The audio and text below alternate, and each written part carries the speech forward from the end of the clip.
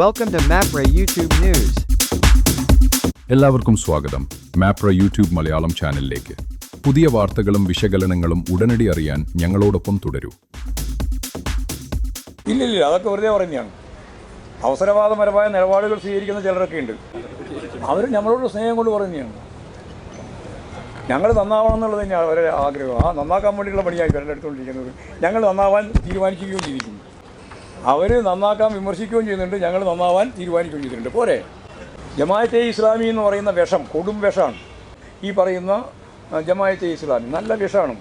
അതായത് തെളിനീര് ഒഴുകുന്ന ഈ കേരളത്തിൻ്റെ മേലെ കൊടും വിഷം കുത്തിവെക്കുന്ന വർഗീയ ശക്തികളാണ് RSSും ജമാഅത്തെ ഇസ്ലാമും ഉൾപ്പെടെ. സ്വർണ്ണ കൊള്ളയുടെ പേര് പറഞ്ഞുകൊണ്ട് ഇടതുപക്ഷത്തെ ആക്രമിക്കാൻ ശ്രമിച്ചവർക്ക് ഹൈക്കോടതിയുടെ പുതിയ വിധിയോടെ കോൺഗ്രസിൻ്റെ പ്രമുഖ നേതൃത്വത്തിന് വളരെ പ്രധാനപ്പെട്ട ഉത്തരവാദിത്വം ഈ കുടിമര മാറ്റം ഉൾപ്പെടെയുള്ള കാര്യങ്ങളിൽ ഉണ്ട് എന്ന് വ്യക്തമായിരിക്കുകയാണ്. ഇപ്പോൾ 30 ദിവസത്തിനകം അന്വേഷണം നടത്തി വിജിലൻസിൻ്റെ റിപ്പോർട്ട് ഹൈക്കോടതിക്ക് കിട്ടണം എന്നിപ്പോൾ ഹൈക്കോടതി പറഞ്ഞിരിക്കുകയാണ്. 29 ആളുകൾ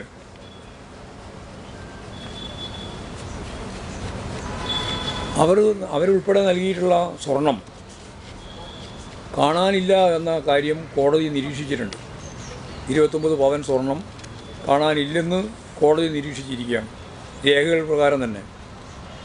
അതല്ലാതെ ഒരുപാട് സ്വർണ്ണമുണ്ട് എന്നും പറയുന്നുണ്ട്. കാരണം ഒന്നിനും കൃത്യമായിട്ട് റെസീറ്റ് കൊടുത്തിട്ടില്ല എന്നും കണ്ടെത്തിയിട്ടുണ്ട്. അപ്പോൾ മാത്രമല്ല, ഇത് വലിയ പണം പിരിച്ചിട്ടുണ്ട് കുടിമരം മാറ്റുന്നതിൻ്റെ പേരിൽ. പക്ഷേ ആന്ധ്രയിലെ ഒരു ഫോണിക്സ് കമ്പനിയാണ് ഇത് സ്പോൺസർ ചെയ്തത്. അപ്പോൾ യഥാർത്ഥത്തിൽ പിരിച്ച പണം എവിടെ പോയി? കോടിക്കണക്കിന് റുപ്യ എവിടെ പോയി? അതുപോലെ തന്നെ സ്വർണവും പിരിച്ചിട്ടുണ്ട്. ആ സ്വർണം എവിടെയാണ് പോയത്? ഇതെല്ലാം ഏതാണ്ട് 10 കിലോ ആണ്. ചെറിയ സ്വർണ്ണമൊന്നുമല്ല, 10 കിലോ സ്വർണം അതിലധികം പിരിച്ചിട്ടുണ്ട്. ഇപ്പോൾ പിരിച്ചതിൻ്റെ അകത്ത് 1/4 കിലോ അല്ല 1/2 കിലോ കാണാനില്ല എന്നാണ് ഇപ്പം പറഞ്ഞുകൊണ്ടിരിക്കുന്നത്. ഒന്നിനും കണക്കില്ല എന്നുള്ളതാണ് ഹൈക്കോടതി തന്നെ പറയുന്നത്. അപ്പോൾ ഇതെല്ലാം അന്വേഷിച്ച് ആവശ്യമായ നിലപാട് സ്വീകരിക്കുമ്പോൾ അന്നത്തെ ബോർഡ് എന്ന് പറയുന്നത് പ്രയാർ ഗോപാലകൃഷ്ണനാണ്, പിന്നെ കോൺഗ്രസിൻ്റെ ഗവൺമെൻറ്റുമാണ്. ഇപ്പോൾ SITയെ സംബന്ധിച്ചും ഹൈക്കോടതിയെ സംബന്ധിച്ചും എല്ലാം വിമർശനപരമായ കാര്യങ്ങളാണ് വി.ഡി. സതീശൻ പറഞ്ഞുകൊണ്ടിരിക്കുന്നത്. വി.ഡി. സതീശന് മിണ്ടാട്ടില്ല, ജാതിയായിട്ട് വരുന്നുണ്ട്. അതുകൊണ്ട് ഞങ്ങൾ ഈ പ്രാവശ്യവും വീണ്ടും പറയുകയാണ്, ഇത്തരത്തിലുള്ള കൊള്ള നടത്തിയിട്ടുള്ളവർ ആരൊക്കെയാണെന്നുള്ളതിനെ എല്ലാം നിയമത്തിന് മുമ്പിൽ കൊണ്ടുവരാൻ കഴിയണം.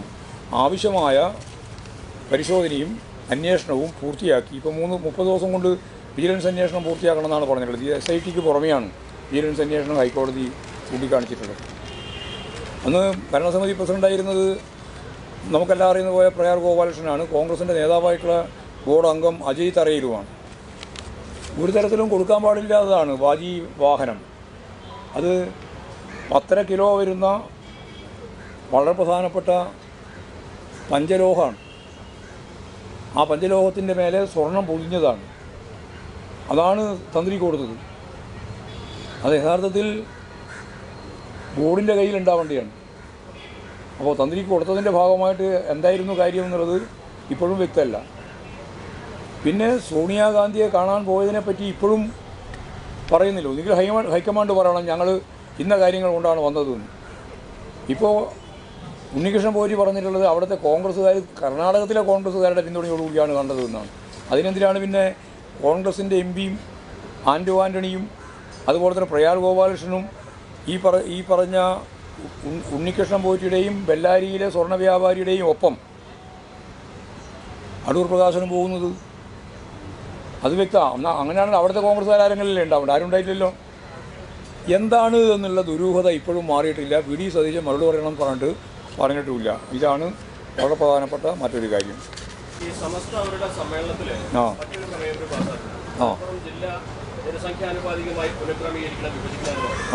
അതോടൊപ്പം തന്നെ പെരുന്നാളിന് 3 ദിവസം അവധി വേണം, വെള്ളിയാഴ്ചയിലെ പരീക്ഷകൾ മാറ്റണം.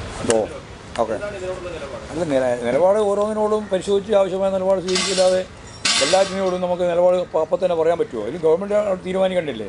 ഞങ്ങൾ ജാതിയല്ലല്ലോ തീരുമാനിക്കുക. രാഷ്ട്രീയ പ്രശ്നം മാത്രമല്ല ഞങ്ങൾ അതിന് മറുപടി പറഞ്ഞത്. അല്ലാതെ ഭരണപരമായ കാര്യങ്ങളൊക്കെ ഗവൺമെൻറ് രീതിയിൽ ആലോചിച്ച് ആവശ്യമായ നിലപാട് സ്വീകരിക്കേണ്ടതാണ്. അല്ല, എന്ത് സമ്മർദ്ദം വന്നിരിക്കുന്നത്? ഇവിടെ മലപ്പുറം ജില്ല തന്നെ കൊടുത്തത് ഇടതുപക്ഷ ജനാധിപത്യ ഗവൺമെൻറ് അല്ലേ? ഇല്ലെങ്കിൽ മലപ്പുറം ജില്ലയുണ്ടോ? അന്ന് അതിനെതിരായിട്ട് ഏറ്റവും ശക്തിമത്ത സമരം നടത്തിയല്ലോ കോൺഗ്രസ് ഉൾപ്പെടെ. ജില്ല വരുന്നതിന് മലപ്പുറം ജില്ല വരാൻ പാടില്ല എന്ന് പറഞ്ഞിട്ട് വലിയ പ്രകടനവും സമ്മേളനവും അതുപോലെ തന്നെ ജാതിയും നടത്തിയവരാണ് കോൺഗ്രസ് ഉൾപ്പെടെ. അപ്പോൾ അന്ന് ഇടതുപക്ഷ ജനാധിപത്യ മുന്നണിയുടെ നിശ്ചയദാർഢ്യത്തോടു കൂടിയാണ് മലപ്പുറം ജില്ല വന്നത്. മലപ്പുറം ജില്ല വന്നത് മാത്രമല്ല, 57 ഗവൺമെൻറ് വന്നതോടുകൂടി എന്തെല്ലാം കാര്യങ്ങളാണ് ഈ മുസ്ലിം സമുദായത്തിൻ്റെ ഭാഗമായിട്ട് തന്നെ മാറ്റം വരുത്തിയത്. അതുവരെ പണ്ട് കമ്മ്യൂണിസ്റ്റുകാർക്കെതിരായിട്ട് വെരിഫിക്കേഷൻ ഉണ്ടായിരുന്നു, കേട്ടിട്ടുണ്ടോ? ചില ആൾക്കാർ അറിയുണ്ടാവും. Police verification. ഏതെങ്കിലും കേന്ദ്ര ഗവൺമെൻറ്റിൻ്റെ സർവീസ് കയറിയാൽ ഉടനെ ഒരു ചിറ്റ് വരും മണ്ഡലം പ്രസിഡൻറ്റിന്, ഇന്നയാൾ കമ്മ്യൂണിസ്റ്റ് ആണോ, അപ്പോൾ ഇവർ ചൈനക്കാരനാണ് എന്നുകൊണ്ട് മറുപടി ആയിരുന്നു. അതോടുകൂടി അവൻ്റെ ജോലി പോയി. അങ്ങനെ ആയിരക്കണക്കിന് ആൾക്ക് ജോലി പോയിട്ടുണ്ട് വേണ്ടത്തിൽ. എന്നാൽ മുസ്ലിങ്ങൾക്ക് ഇതേപോലെ തന്നെ വെരിഫിക്കേഷൻ ഉണ്ടായിരുന്നു. ആ വെരിഫിക്കേഷൻ അവസാനിപ്പിച്ചത് VMSൻ്റെ ഗവൺമെൻറ്റല്ലേ 57. പിന്നെ പള്ളി നിർമ്മിക്കുന്നതിൻ്റെ ഭാഗമായി ഉണ്ടായിരുന്ന എന്തെല്ലാം കൊല്ലാപ്പുകളായിരുന്നു, അതെല്ലാം മാറ്റിയില്ലേ? എല്ലാം ഇടതുപക്ഷ ജനാധിപത്യ മുന്നണിയാണ് ചെയ്തത്. കേരളത്തിൽ മുസ്ലിമിന് അനുകൂലമായ, ന്യൂനപക്ഷത്തിന് അനുകൂലമായ പ്രത്യേക പരിഗണന നൽകണം എന്ന് തീരുമാനിക്കുന്നൊരു പാർട്ടിയാണ് CPIM, ഇടതുപക്ഷ ജനാധിപത്യ മുന്നണിയും. അതിൻ്റെ ഭാഗമായിട്ടാണ് ഈ ആനുകൂല്യമെല്ലാം അവർക്ക് കിട്ടിയത്, നൽകിയിട്ടുണ്ട്. ഇനിയും നൽകുന്ന കാര്യം സംബന്ധിച്ച് നമ്മൾ വരുമ്പോൾ പരിശോധിച്ച് ആവശ്യമായ നിലപാട് സ്വീകരിക്കും. അതെ അതെ. അല്ല, അത് ഈ ജമാഅത്തെ ഇസ്ലാമി എന്ന് പറയുന്ന വർഗീയ വിഭാഗത്തിൻ്റെ ഏറ്റവും വലിയ പ്രചരണമാണ്. ഞങ്ങൾ RSSനെ എതിർക്കുന്നു എന്ന് പറയുമ്പോൾ ഹിന്ദുക്കൾക്കെതിരായിട്ടാണെന്ന് RSS പറയുകയാണ്. ജമാഅത്തെ ഇസ്ലാമി എന്ന് പറയുന്ന വിഷം കൊടും വിഷമാണ്, RSS പോലെ തന്നെ. ഇനിയിപ്പം കൊടും വിഷം എന്ന് ഞങ്ങളെപ്പറ്റി പറഞ്ഞു, എന്തേ RSSനെ പറ്റി കൊടും വിഷം എന്ന് പറയാതിരുന്നതെന്ന് ചോദിക്കേണ്ട വെച്ചിട്ടാണ് ഞാൻ കൊടും വിഷം എന്ന് പറയുന്നത്. അതിനേക്കാളും വലിയ വിഷമാണെങ്കിൽ അതാണ് RSSും BJP സംഘപരിവാറും. ഞാൻ പറയാം, അതേപോലെ തന്നെയാണ് ഈ പറയുന്ന ജമാഅത്തെ ഇസ്ലാമി. നല്ല വിഷമാണ്. അതായത് തെളിനീര് ഒഴുകുന്ന ഈ കേരളത്തിൻ്റെ മേലെ കൊടും വിഷം കുത്തിവെക്കുന്ന വർഗീയ ശക്തികളാണ് RSSും ജമാഅത്തെ ഇസ്ലാമും ഉൾപ്പെടെ. അതിലും ഏറ്റവും പ്രധാനപ്പെട്ടത് RSS തന്നെയാണ്. അതിനൊന്നും ഞങ്ങൾക്ക് തർക്കമൊന്നുമില്ല. പക്ഷേ ജമാഅത്തെ ഇസ്ലാമി അതിൻ്റെ ഒപ്പം ചേരുകയാണ്. അവരുടെ വാദം വിശ്വാസികൾക്ക് വേണ്ടിയൊന്നുമല്ല, അവരുടെ വാദം ഭരണാധികാരത്തിന് വേണ്ടിയാണ്, രാഷ്ട്രീയ അധികാരത്തിന് വേണ്ടിയിട്ടാണ്. അതുകൊണ്ടാണ് അവർ പറയുന്നത് ഞങ്ങൾ ഇന്ത്യ മാത്രമല്ല ലോകത്ത് മുഴുവൻ ഇസ്ലാം രാഷ്ട്രം വേണമെന്നാണ് അവരുടെ മുദ്രാവാക്യം. അപ്പോൾ അതാണ് ഞങ്ങൾ ചൂണ്ടിക്കാണിച്ചിട്ടുള്ള വളരെ പ്രധാനപ്പെട്ട വിമർശനം. ഒരു കൃത്യത വരുത്താതിരിക്കുക. കേരളത്തിലെ മുസ്ലിം സമുദായം ഉൾപ്പെടെയുള്ള ന്യൂനപക്ഷങ്ങളുടെ താല്പര്യത്തിന് വേണ്ടി വിട്ടുവീഴ്ചയില്ലാതെ പൊരുതി മുന്നേറിയ ഏറ്റവും പ്രധാനപ്പെട്ട കരുത്തുറ്റ പ്രസ്ഥാനം ഇടതുപക്ഷ പ്രസ്ഥാനമാണ്, ഇടതുപക്ഷ ജനാധിപത്യ മുന്നണിയാണ്. ആർക്കാ തർക്കമുണ്ടാകുക? അതില്ല എന്ന് വരുത്താൻ വേണ്ടിയിട്ടാണ് ജമാഅത്തെ ഇസ്ലാമുകാർ ശ്രമിക്കുന്നത്. അതിൻ്റെ ഭാഗമായിട്ടാണ് ഞങ്ങൾ മുസ്ലിങ്ങൾക്കെതിരായിട്ടാണ് പ്രചരണം എന്ന് പറയുന്നത്. ശുദ്ധ കളവ്. ആ കളവാണ് പറഞ്ഞുകൊണ്ടിരിക്കുന്നത്. ഞാൻ മീഡിയ വണ്ണിൻ്റെ പ്രവർത്തകനോട് ആളിങ്ങനെ ചോദിച്ചുകൊണ്ടിരുന്നപ്പോൾ ഞാൻ അദ്ദേഹത്തോട് പറഞ്ഞു, നിങ്ങൾ ഈ പണി കുറച്ച് നിർത്തുന്നതല്ലേ? വർഗീയത ഇങ്ങനെ കുത്തിച്ചെലുത്തി ജനങ്ങളെ ഛിന്ന ഭിന്നമാക്കാനുള്ള ഈ അപരനിർമ്മിതി ഉണ്ടല്ലോ, അപരനിർമ്മിതി നിങ്ങൾ കേരളത്തെ വിട്ടേക്ക് എന്ന് ഞാൻ പറഞ്ഞു. അതിപ്പോൾ മാധ്യമമായാലും അതുപോലെ തന്നെ മീഡിയ വണ്ണായാലും ജമാഅത്തെ ഇസ്ലാമി ആയാലും ഇവരെല്ലാം നടത്തിക്കൊണ്ടിരിക്കുന്ന ശ്രമം മുഴുവൻ ഈ കേരളത്തെ ജനങ്ങളെ വിഭജിക്കാനാണ്.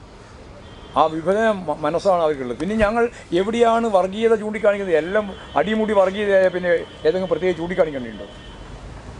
ഞങ്ങൾ ചർച്ച ചെയ്ത് തുടങ്ങിയില്ല. ഇതിന് വേണ്ടി ഉറപ്പ് കൊടുക്കാൻ ഇടതുപക്ഷ ജനാധിപത്യത്തിന് സീറ്റ് ചർച്ച ചെയ്ത് തുടങ്ങിയിട്ടില്ല. അല്ല, ഞങ്ങൾ സീറ്റ് ചർച്ച തുടങ്ങിയില്ല ഇതുവരെ.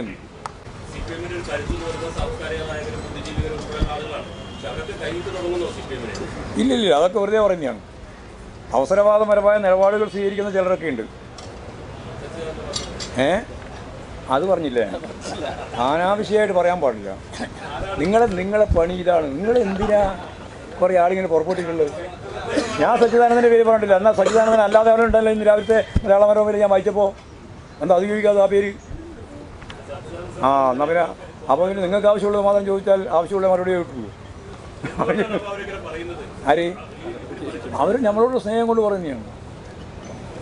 ഞങ്ങൾ നന്നാവണം എന്നുള്ളത് തന്നെയാണ് അവരുടെ ആഗ്രഹം. നന്നാക്കാൻ വേണ്ടിയുള്ള പണിയായി എടുത്തുകൊണ്ടിരിക്കുന്നത്. ഞങ്ങൾ നന്നാവാൻ തീരുമാനിക്കുകയും ചെയ്തിരിക്കുന്നു. അവർ നന്നാക്കാൻ വിമർശിക്കുകയും ചെയ്യുന്നുണ്ട്, ഞങ്ങൾ നന്നാവാൻ തീരുമാനിക്കുകയും ചെയ്തിട്ടുണ്ട്. പോരെ? അപ്പോൾ പിന്നെ പ്രശ്നമില്ലല്ലോ. Thank you.